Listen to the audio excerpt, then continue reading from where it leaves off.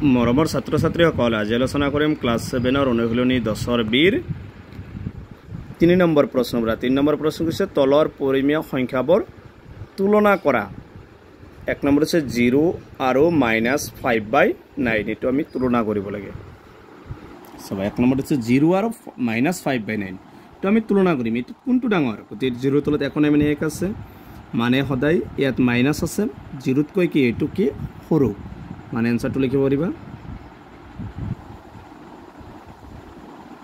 0 greater than কি হ'ব -5/9 কাৰণ 0 টো ডাঙৰ।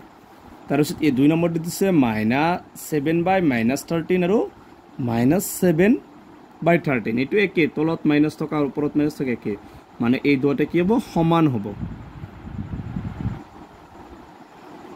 কি হ'ব 7/-13 ইকুৱেল হ'ব এটো -7/13 এটো হৈছে 2 নম্বৰটোৰ আনসাৰ। 3 নম্বৰটো দিছে 4/7 আৰু 7/9 এটো কিন্তু বেলেগ। এটো প্ৰথমে তোমালোকে যেহেতু হৰ দুটা বেলেগ আছে, হৰ দুটা সদায় একেলগ কৰিব লাগিব।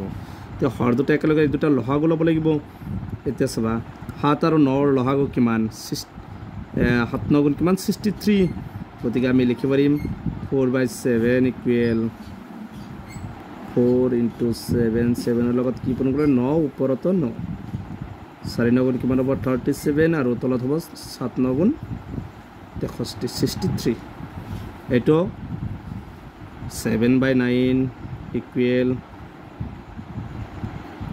9 ৰ লগত কিমান পূৰণ কৰিলে 6 নহয় 7 ওপৰত 7, 9 7 গুণ 63 ওপৰত হ'ব 49। এবাৰ চাবা দুটাৰ কোনটো ডাঙৰ?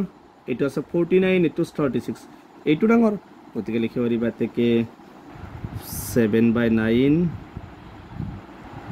গ্ৰেটাৰ দেন কি হ'ব 4/7, এটো হৈছে 3 নম্বৰটোৰ আনসাৰ। 4 নম্বৰটোত আছে কি -17/19 আৰু 1/3, তে -17/19 আৰু 19 আৰু 3 লহাগু কিব 57, গতিকে 19 ৰ লগত কিমান পূৰণ কৰিলে 57 হ'ব 3 ওপৰত 3, তলত হ'ব চাবা 19 ৰ লগত 357 হ'ব আৰু ওপৰত হ'ব -51, আৰু ইয়াত 3 লগত কিমান পূৰণ কৰিব লাগিব 19 ওপৰত 19, তলত হ'ব কিমান 57 ওপৰত হ'ব 19। এইটো চাবা এইটো এখিনি নকৰিলে হ'ব, কাৰণ ইয়াত আছে মাইনাস ইয়াত প্লাস, তে এইটোৱে ডাঙৰ সদায়, ইয়াতে কে লিখিবা 1/3 গ্ৰেটাৰ দেন -17/19, ঠিক এইটোত এই দুটা লাইন লিখিলে আনসাৰ হ'ব। তাৰপিছত 5 নম্বৰটো দিছে -4/9 আৰু 12/-27, এইটো যেহেতু দুটাত মাইনাস আছে এইটো ওলাব লাগিব, গতিকে প্ৰথমে 9 আৰু 27 ৰ লহাগুটো ওলাই ল'বা, এনেকৈ 9, 27 এই দুটা কি এৰ হৰণ যাব 3 এৰে যাব, 3 3 গুণ 9, 3 9 গুণ 27, আকৌ 3 এৰে যাব 3 3 ক একবাৰ, 3 3 ক 3 বাৰ, মানে লহাগুটো কিমান হ'ব 3 3 গুণ 9, 9 1 গুণ 9, 9 3 গুণ 27, মানে আমি 9 ৰ লগত কিমান পূৰণ কৰিলে 27 হ'ব 3 ওপৰত 3, তলত হ'ব 27 আৰু ওপৰত হ'ব 4 3 গুণ 12 -12, এটা 27 ৰ লগত কিমান পূৰণ কৰিলে 27 1 ওপৰত 1, তলত হ'ব -27 আৰু ওপৰত হ'ব 12 1 গুণ 12। ইয়াত চাবা এই দুটা সেম একে, তলত মাইনাস থকা আৰু ওপৰত মাইনাস থকা একে কথা। তো এইটো 12/-27, এইটো 12/-27, যেটা সমান আছে, গতিকে এটাকে লিখিবা -4/9 ইকুৱেল কি লিখিব পাৰিবা 12/-27, বা এইখিনিও লিখিব পাৰিবা। এইটো হৈছে 5 নম্বৰটোৰ আনসাৰ।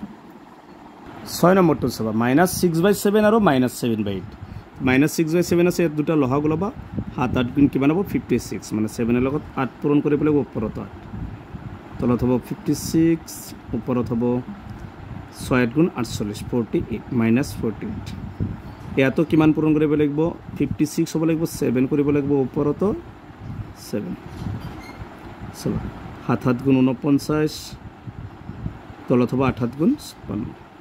এইবাৰ চাব এইটো ডাঙৰ নে এইটো ডাঙৰ? সদায় মনত ৰাখিব মাইনাছৰ ক্ষেত্ৰত সৰুটো ডাঙৰ, -48টো ডাঙৰ, গতিকে আমি কি লিখিব -48/56 মানে -6/7